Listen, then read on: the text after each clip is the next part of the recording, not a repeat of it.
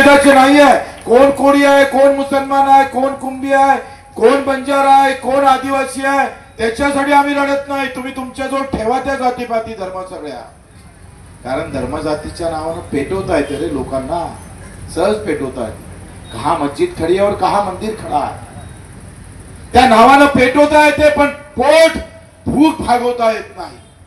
धर्माच्या नावानं राजकारण करता येतं पण विकासाची गाठ घालता येत नाही. लक्षात घ्या.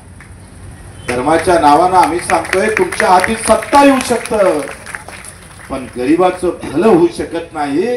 हे 75च्या वर्षामध्ये आम्हाला समजलं. ज्या मोदी साहेबांनं माझ्या दिव्यांगाला अपंगाचा दिव्यांग शब्द दिला पण पैसे किती दिले रे, पैसे दिले किती त्याला. अजूनही या देशामध्ये ज्याला 2 पाय नाही, हात नाही, डोळे नाही त्याच्यासाठी भांडावं लागतं. याच्यासारखं दुर्दैव आहे का कधी. मग पत्रकार लोक आम्हाला विचारत होते, मुद्दे सोडून सगळे बाहेर जात होते आणि त्यांनी विचारल्यावरही ते दाखवून असं वाटत नाही. न्यूज चालू होती. परबनं रामदास कदमले काय म्हटलं आणि रामदास कदमनं परबले काय म्हटलं. या दोघांना एकमेकांना काही म्हणू द्या, हे कुस्ती जरी खेळले तरी आपलं काय भलं होणार आहे ते बरोबर. त्या दोघांच्या लढाई दाखवण्याचं कारण काय, क्या लॉजिक आहे तुम्हाला, काय तर्क आहे ते दाखवायच्या. न्यूज टीव्हीवर जर तुम्ही पाहिलं तर कधी मराठा दिसतं, कधी ओबीसी दिसतं, कधी दलित दिसतं, कधी आदिवासी दिसतं, कधी मुस्लिम दिसतं, कधी हिंदू दिसतं. पण माझा गरीब कोळी दिसतं का रे कधी, माझा दिव्यांग तिथं कधी दिसतं का, माझा शेतकरी तिथे दिसतं का, माझा कामगार दिसत नाही. आणि बच्चू कडू जो न दिसणारा वर्ग आहे त्याला आम्ही पाहतो अजेंड्यावर आणल्याशिवाय राहणार नाही. रक्ताचं पाणी करू, रात्रीचा दिवस करू, ही लढाई अंतिम ताकदीनं हक्काची लढाई लढू. आतापर्यंत तुम्ही आम्हाला जातीपाती धर्मात गुंडाळून ठेवलं. आता आमच्या डोक्यात आलं का तुम्ही आमची जात आणि धर्म का सांगायचे, कारण तुम्हाला सत्ता पाहिजे होते. साल्यांनो, आमचं काही भलं करायचं नव्हतं. तुम्हाला आमचं भलंच करायचं नाही आहे. आजही गरीब आम्ही मरतोय. तुम्ही हॉस्पिटल मध्ये जाऊन पहा काय अवस्था इथल्या. एका बेडवर दोघांना झोपावं लागतं. आणि श्रीमंताच्या आमदाराच्या घरचा जर बिमार पडला ना तर पेशंट एवढ्या स्टेज एवढी रूमच असतं. त्याला पाहणारे 4 डॉक्टर, त्याची काळजी घेणारे 10-15 नर्स, सगळं काही अलबेल असतं. ज्या आमदाराला आम्ही निवडून देतो तो मतदार मात्र ठोकरा खाऊ खाऊ मरत रे. मी नेहमी सांगतो का लढाई आहे आम्ही पाहतोय जातीपात धर्मभेद गाव आणि या त्या गावची नाही आहे. सगळ्या गावात राहणारे, सगळ्या जातीत राहणारे, सगळ्या धर्मात राहणारे, माझा गरीब जो कष्ट करता त्याच्यासाठी पैसा किती देता रे तुम्ही, पैसा किती देताय. आता कर्मचाऱ्याचा 8वा वेतन घेणार. मला एक प्राध्यापक भेटले, 2 मंडळी भेटले. ते माझ्या घरी आले. आम्ही ते काहीतरी कोजागिरी करत होतोय आणि मी सहज विषय काढला का हो म्हटलं आता पेन्शन किती भेटतं तुम्हाला. दोघंही नवरा बायको होते आणि दोघंही नवरा बायकोने सांगितलं एकाले 1.5 लाख आणि दुसऱ्याले 1.5 लाख. काम कुछ नहीं, घर बैठे 3 लाख मिल रहे भैया. गजावट आली वाजवतात. आता रिटायर झाल्यानंतर जर 3 लाख रुपये पगार भेटत असेल आणि तुम्ही काम करून 10-15 हजार हाती येत नसेल तर मग आम्ही लढायचं का नाही लढायचं, आंदोलन करायचं का नाही करायचं. अशी विषमता एक एवढ्या टोकावर गेला आणि एक एवढा बुडात गेला का समुद्राच्या खोलीनंतरही भेटणार नाही. अशी सगळी अवस्था आहे. आणि या लढाईमध्ये आम्ही जे काही अर्थकारण मांडतोय, मी नेहमी सांगत असतोय की धर्मावर जात की लढाई नाही आहे, अर्थभेद की लढाई आहे, पैसों की लढाई आहे. आम्ही लढलो ती लढाई. ज्या दिव्यांगांना 600 रुपये महिना होता 2014 पासून आम्ही लढायला लागलो आणि लढता लढता 600चा 1000 केला, 1000चा 1500 केला आणि आता माझ्या दिव्यांगाच्या खात्यामध्ये 2500 रुपये आला. अर्थाची लढाई जिंकलो आम्ही. ते कोणत्या जातीवाल्याला भेटलं आम्हाला माहित नाही, कोणत्या पार्टीवाल्याला भेटलं आम्हाला माहित नाही, पण हे नक्की माहित आहे जहाँ ज्यादा दुख है और ज्यादा दर्द है वहां मेरा पैसा गया है. ये लढाई जीती है, हे लढाई जिंकलो आम्ही. ही अर्थाची लढाई आहे. तुम्ही लढत बसा, कोणी हिरवा घेऊन, कोणी भगवा घेऊन, कोणी निळा घेऊन, कोणी पिवळा घेऊन. अधिक काय झेंड्याचे रंग बदला रे, तुमचा रंग कधी बदलणार आहे. तुमच्या आयुष्यातला रंग कधी येणार आहे, तुम्ही कलरफुल कधी होणार आहे. आमचं आयुष्य कलरफुल झालं पाहिजे. छत्रपती शिवराय महाराजांनी जर भगव्याच्या ऐवजी हिरवा घेतला असता झेंडा, काय तुम्ही काही पुजलं नसतं का? झेंडा से कोई मतलब नहीं, अजेंडा क्या है, विचार काय आहे.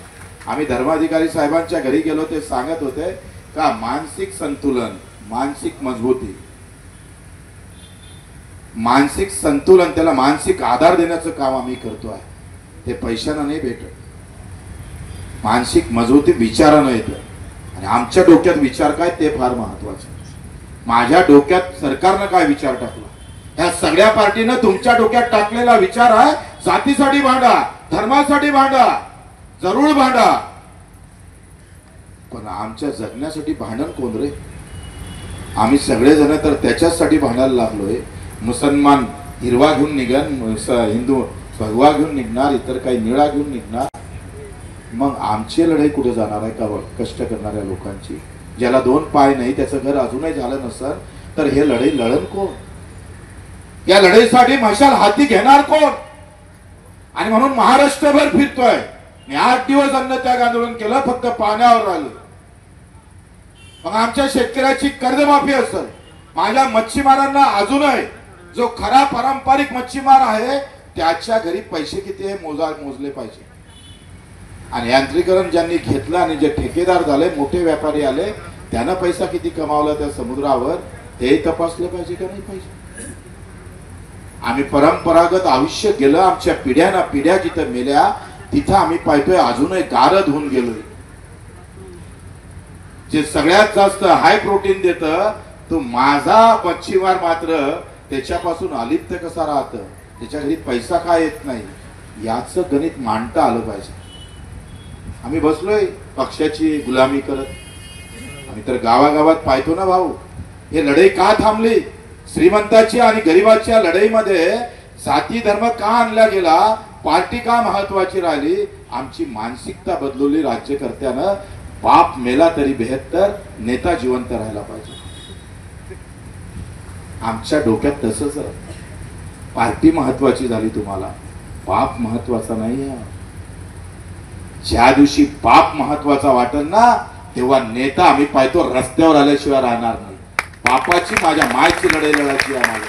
जी माय आम्हाला 9 महिने पोटात ठेवतं आणि जगवतं, त्या 9 महिने ठेवणाऱ्या माझ्या मायची हालत काय आहे, तिचे काय स्वप्न आहे, तिचे स्वप्न कसे रंगवता येईल, त्या माझ्या मायला सुखी कशी ठेवता येईल. 1500 रुपयानं कोणती माय सुखी होऊ शकत नाही. भावाचं लुटाचं लाडकी बहिणी म्हणून 1500 देत असाल तर हरामखोर याद राखा, तुमचे ते पैसे आम्ही काढल्याशिवाय राहणार नाही. लक्षात ठेवा. भावाला लुटून आम्ही पाहतोय, बहिणीला देणार दान होऊ शकत नाही. आणि ही जी काही आम्हाला मूर्ख बनवायचं काम चालू आहे त्याच्यावरच प्रहार करायचा आहे, आम्हाला यावरच प्रहार करायचा आहे. म्हणून या लढाईमध्ये आम्ही जे 28 तारखेला आंदोलन ठेवलं त्या मच्छीमारांसाठी साधं घर नाही. मी तिथं गेलो होतो, तांडेल राहतं आमचा, मच्छीमारांची चाळ आहे मुंबईतली, बाजूनं मंत्रालय आहे हो, तिथले घर नाही बदलले. उद्योगपत्यांच्या बिल्डिंग 40 मजल्या झाल्या आणि मच्छीमार मात्र अधिक खाली तिकडे खड्ड्यात झाले लागलेला. जो मूळ मुंबईकर आहे तो गायब आहे.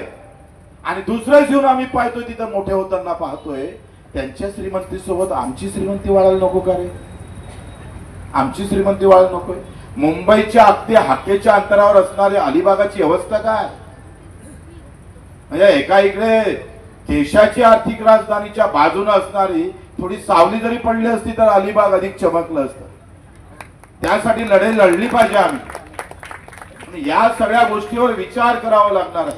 माझ्या दिव्यांगासाठी जे काही आम्ही लढलो, तुम्ही लक्षात घ्या. मला आठवतंय अजूनही की मी जेव्हा विधानसभेचे सगळं कामकाज तपासलं तेव्हा दिव्यांगासाठी कोण भाषण करत होतं सभागृहात, कोण लक्षवेधी टाकला? एकही नाही. 70 वर्षाच्या विधानसभेच्या इतिहासामध्ये त्याला 2 पाय नाही, हात नाही, डोळे नाही, बोलता येत नाही, ती माय माऊली आमची जिनं पहिले स्वागत गीत म्हटलं ती अंध होती, तिला दिसत नाही. एका दिवसात तिनं स्वागत गीत तयार केलं. केवढी कला आहे, केवढी ताकद आहे बघा. आमच्या कोळी समाज, आमच्या बहिणीनं अतिशय चांगलं नृत्य इथं केलं. लक्षात घ्या, त्याच्या कलेलाही महत्व नाही, आणि मग ही लढाई लढताना मी विधानसभेत जेव्हा तपासलं तेव्हा एकही आमदार तुमच्यासाठी दिव्यांगासाठी बोलताना मला दिसला. बोललाय तो त्या शाळेतल्या कर्मचाऱ्यासाठी. दिव्यांगातल्या शाळा, त्याचे कर्मचारी, त्याची विद्यार्थ्याची संख्या याचे लक्षवेधी दिसतं. पण दिव्यांगाला 600 रुपयात होत नाही रे. आज 2,500 जरी दिले तर महागे कुठे गेले? काय अवस्था. रिटायर झाल्यानंतर 1.5 लाख रुपये. मी आमदार रिटायर आहो, मी 4 वेळेस निवडून आलोय आणि मला आता 75,000 रुपये महिना भेटतं. रिटायर म्हणजे निवडून नाही आलो तरी पेन्शन भेटतंय आम्हाला 75,000 रुपये. ज्या आमदाराचा पगार 2010 मध्ये 70,000 होता त्या आमदाराचा पगार 3.5 लाख रुपये झाला. म्हणजे मतं आम्ही त्यांना मारले, निवडून आम्ही आणलं आणि पगार आमदाराचा वाढला. आमचं काय भेटलं? कारण झेंडा महत्वाचा आहे, तुम्हाला पार्टी महत्वाची आहे. बाप मेला तरी बेहत्तर पण नेता जिवंत राहायला पाहिजे. ही मानसिकता ना ती डोक्यातली काढून टाका. आम्ही हे ठरवलं पाहिजे का आमचं कुठं भलं आहे ते सांग. निवडणुकीत जात सांगून मत मागायला आला तर मत भेटणार नाही, पार्टी सांगून मत मागायला आला तर मत भेटणार नाही. आमचं भलं जर कायच्यात होत असेल तरच आम्ही मत मारणार. एवढं म्हटलं तरी काम जमणार आहे. पण हे म्हणता येत नाही आम्हाला. आमचं डोकं म्हणजे भुसा झालेला आहे. शरीराने दिसतोय आम्ही, पण त्या शरीरातल्या वरते जे डोकं आहे ना ते कोण चालवतं ते बघा ना पहिले. आज गरीब गरीब का होत चालला, श्रीमंत श्रीमंत का होतं याचं तर्क शोधून काढलं पाहिजे आणि हे अर्थकारण शोधलं पाहिजे. त्याच्याशिवाय काही भलं नाही आहे. 7.5 लाख कोटीचं बजेट मुंबईच्या राज्याच्या राजधानीतून मुंबईत मांडलं जातं. 7.5 लाख कोटी म्हणजे अलिबागच्या पूर्ण जिल्ह्यामध्ये घरात पैसे टाकले ना तरी ते घर कमी पडेल. एवढा पैसा राज्याला येतं. पण आमच्यासाठी किती खर्च होतं? जिल्ह्यामध्ये घरात पैसे टाकले ना तरी ते घर कमी पडेल. एवढा पैसा राज्याला येतं. पण आमच्यासाठी किती खर्च होतं? माझ्या गरीब माणसासाठी किती खर्च होतं? 1.25 लाखाचं घर, 1.25 लाखात घर होतं का कोणाचा? साधा संडास बांधला तर 1 लाख जाते. काय विटंबना. कशा पद्धतीने आमची मजाक करून ठेवलेली आहे. म्हणून ज्या लढाई आम्ही लढतोय ते तुमच्या हक्काची लढाई लढतोय. आणि म्हणून आम्ही हक्क परिषद म्हटलंय. का शेतकरी असेल, मजूर असेल, मच्छीमार असेल, दिव्यांग असेल, ही जे लढाई आम्ही सुरू केली, मला माहित आहे. मी त्या मोघेच्या बंगल्यात घुसलो होतो. आम्ही 5-6 असे दिव्यांग होतो. पगारच वाढवत नव्हते, शासन मान्यच करत नव्हते. पृथ्वीराज चव्हाण तेव्हा मुख्यमंत्री होते. आम्ही 5-6 दिव्यांग आलोय आणि त्या सगळ्या पोलीस यंत्रणेने आम्ही बरोबर बेकूफ बनवलं, त्यांना मूर्ख बनवलं. त्याला वाटलं बच्चूकडू पिक्चर पाहायला गेला. पण आम्ही तेव्हा मंत्र्याच्या घरात घुसलो होतो. मंत्र्याच्या घरात 2 दिवस राहिलो. मुख्य आमचा तो मंत्री आहे ना तो मागच्या दारानं पळाला. पूर्ण बंगला आम्ही ताब्यात घेतला. टोकाचं आंदोलन केलंय. तेव्हा मुख्यमंत्र्याचा फोन आला, म्हणे तुमचं हे बरोबर नाही. म्हटलं साहेब तुमचा बंगला याच्या बाजूने आहे.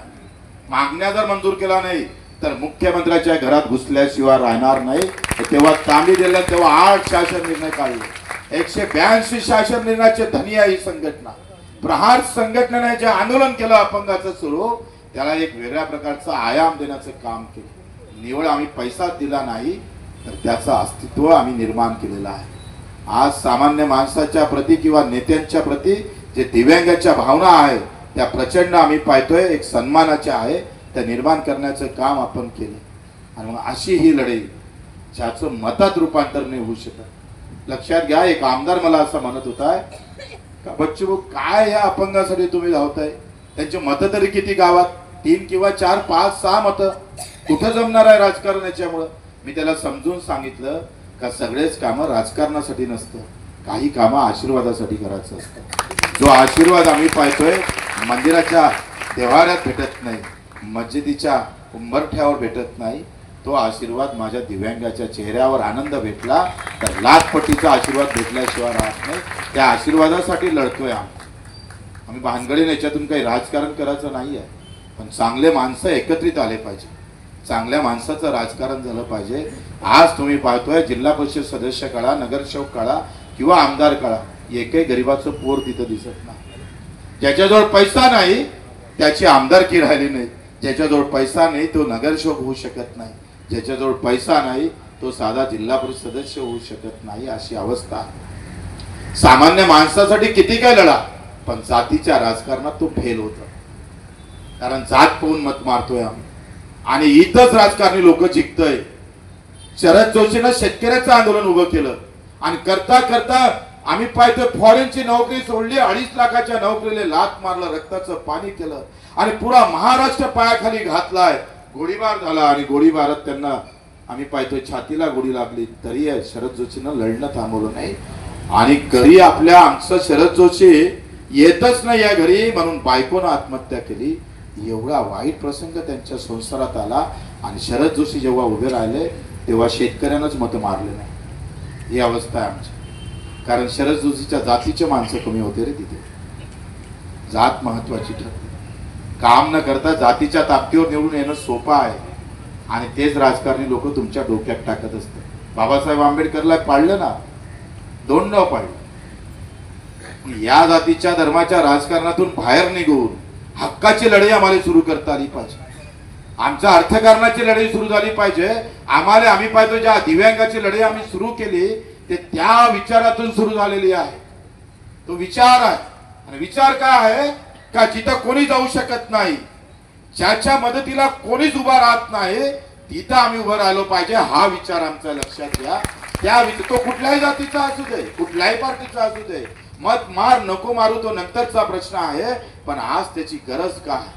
ज्याला हात नसल त्याचा हात व्हावं, ज्याला डोळे नसन त्याचे डोळे होता आले पाहिजे, ज्याला पाय नसन त्याचे पाय होता आले पाहिजे, ज्याला कान नसन त्याचा कान होता आला पाहिजे. हे बोलण्याला सोपं आहे पण करण्याला फार कठीण आहे. ते करण्याचं काम आज आपण सर्वांना करायचं आहे. आमचे सचिन साळुंखेंनी मोठी हिंमत लावली. मला खरंच वाटत नव्हतं. हा फोटो पाठवत होता, म्हटलं लोक कुठं दिसतंय, लोक कुठून येणार आहे लोक. आणि सगळ्या आमच्या कार्यकर्त्यासह त्यांना मेहनत घेतली आणि आज ही जागाच कमी पडली. हे जादू आहे. आणि इतक्या संख्येनं तुम्ही इथं आलात, किती वेळचे. आम्हाला तरी फॅनची हवा आहे, तुम्हाला ते पण हवा नशिबी नाहीये. आणि तरी सुद्धा एका जागेवर थांबून राहिले. पंजाबच्या शेतकऱ्यांना आंदोलन केलं 13.5 महिने. 13.5 महिने आंदोलन करताना एकही पंजाबी शेतकरी, हरियाणा शेतकरी जाग्यावर उठला नाही. आंदोलनातली चळवळ हे विचारातून निर्माण झाली पाहिजे. जेव्हा विचारातून आंदोलन होतं तेव्हा सरकारला आम्ही पाहतोय त्याला बदलावं लागतं. जे मोदीजी असे म्हणत होते त्या कायद्यातला एक शब्द पण आम्ही हटवणार नाही, पण पंजाबच्या शेतकऱ्यांना भगतसिंगासारखे लढले आणि जे मोदीजी म्हणत होते एकही शब्द हटवणार नाही, पंजाबच्या शेतकऱ्याने मोदीला नडवलं आणि सगळेच कायदे वापस घेतले. हे आंदोलन की ताकद आहे. ही ताकद निर्माण आम्ही पाहतोय सामान्य माणसाची उभी राहिली पाहिजे. तो ताकदीनं समोर आला पाहिजे. जाती पाती धर्माच्या लढाईत नाही तर हक्काच्या लढाईसाठी लढता आलं पाहिजे. त्याच्यासाठी आमची हे हक्क यात्रा आहे, लक्षात घ्या. नाही तर इकून गेल्यानंतर हे बी खडा राहील का क्या? बिलकुल नाही, काही विषय नाही. मत हा नंतरचा विषय आहे. मतासाठीच सगळं करावं असं नसतं. महाराष्ट्रभर पालखी घालतोय. 8 दिवसाच्या अन्नत्यागानंतर 200 किलोमीटर पायी चाललो आणि आता पूर्ण महाराष्ट्रातल्या प्रत्येक जिल्ह्यात जातो. गोंदियापासून सुरू केलेली त्या टोकावरची यात्रा आता अलिबागाच्या या टोकावर आलेली आहे, लक्षात घ्या. आणि दुःख मात्र सगळ्या इकडे सारखं आहे. आम्ही गोंदिया भंडारा गेलो, तिथलाही गरीब दुखीच आहे. अलिबागले आलो तर तेच आहे. भूमी बदलली, जिल्हे बदलले, गाव बदलले, दिशा बदलली, सगळं बदललं, पण कष्टकऱ्याचं जगणं बदललं नाही रे. कष्टकऱ्यांचं जगणं बदललं पाहिजे. माझ्या गरीबाच्या घरी सुद्धा तो आनंद भेटला पाहिजे. तो सुद्धा आपल्या पोराला MBBS डॉक्टर कलेक्टर करू शकला पाहिजे. तोही सन्मानानं जगला पाहिजे. त्याचाही घराचा बंगला झाला पाहिजे. और उसके भी हाथ में गाड़ी आना चाहिए.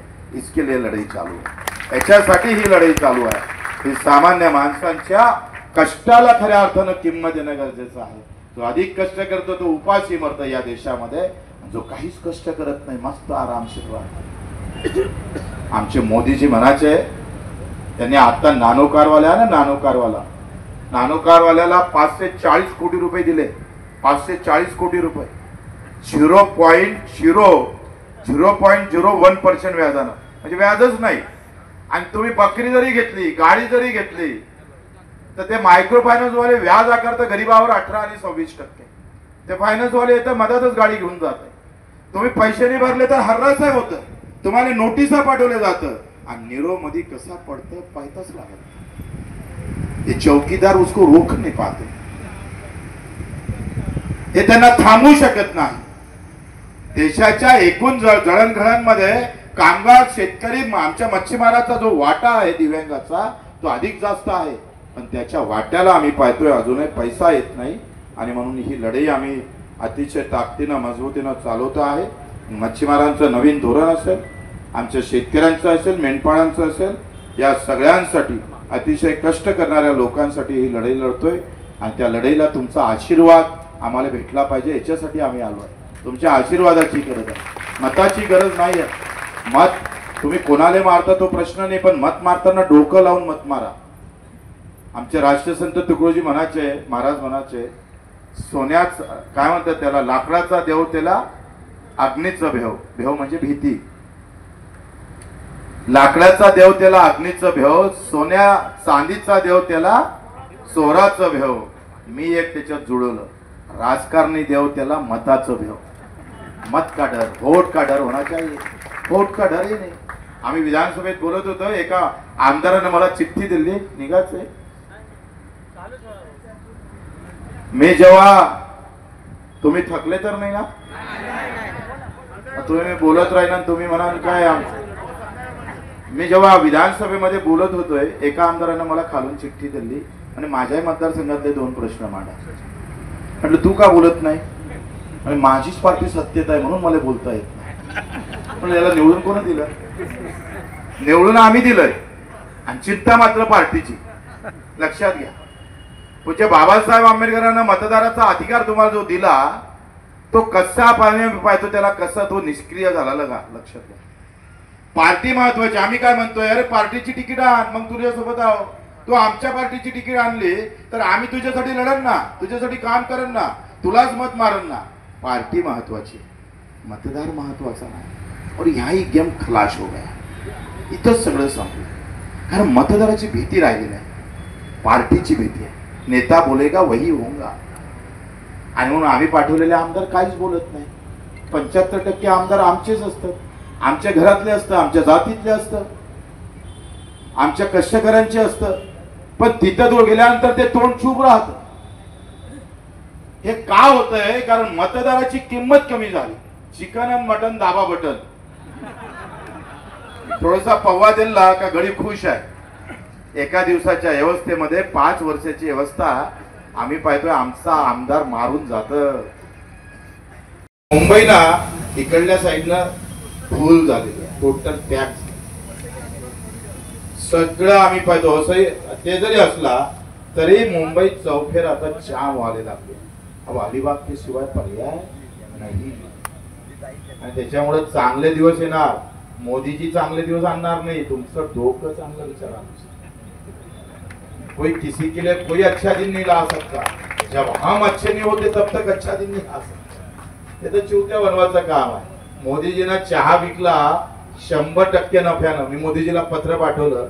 मोदीजी बोले आप तो चाय बेचते थे, और चाय बेचते थे तो मग त्या चहा, मी मराठीत सांगतोय, ते चहा तुम्ही जो विकत होते मोदीजी, त्या चहामध्ये काय होतंय, अर्ध दूध होतं त्या कपामध्ये आणि अर्ध पाणी होते. बरोबर का नाही. असंच करतो ना चहा आपण. कुठे कॅन्टीनला गेलं तर पूर्ण दूध तर टाकतच नाही. त्या एवढ्या कपामध्ये अर्ध पाणी, अर्ध दूध, त्याच्यातली एवढीशी चहा पत्ती, एवढीशी साखर आणि थोडस गॅस. 7 रुपयाला चहा, आता तो 10 रुपयाला. मोदीजी विकत होते 5 रुपयाला त्या काळात. मोदीजी 100% नफ्यानं चहा विकत होते आणि माझ्या शेतकऱ्याला शेतीमाल 20% घाट्यानं विकावं लागतं. माझा मच्छीमार अजूनही मरतोय. हा काही तुम्हाला नाही चालत. सगळे डोक्यात आहे. मुंबईचा प्रवास करताना जी मुंबई कामगार म्हणून ओळखली जात होती, गिरणी कामगाराची ओळख ज्या मुंबईची होती, मच्छीमारांची ओळख ज्या मुंबईची होती, ती मुंबई आता कामगारांची राहिली का? ती मुंबई आता मच्छीमारांची राहिली का? त्या कामगाराच्या, गिरणी कामगाराच्या ठिकाणी आज मोठे मोठे मॉल लागलेले आहेत. उद्योगपत्यांनी ते जागा घेतली आहे तुमची. प्रश्न तो नाहीये. प्रश्न आम्ही पाहतोय जेव्हा आमच्या जागेवर जिथं ज्या कामगारांना कष्ट केले, मेहनत केली, रक्ताचं पाणी केलं, त्या कामगाराची व्यवस्था अजूनही तच्च्या तशीच आहे. त्यांचे घर अजूनही तच्च्या तसेच आहे.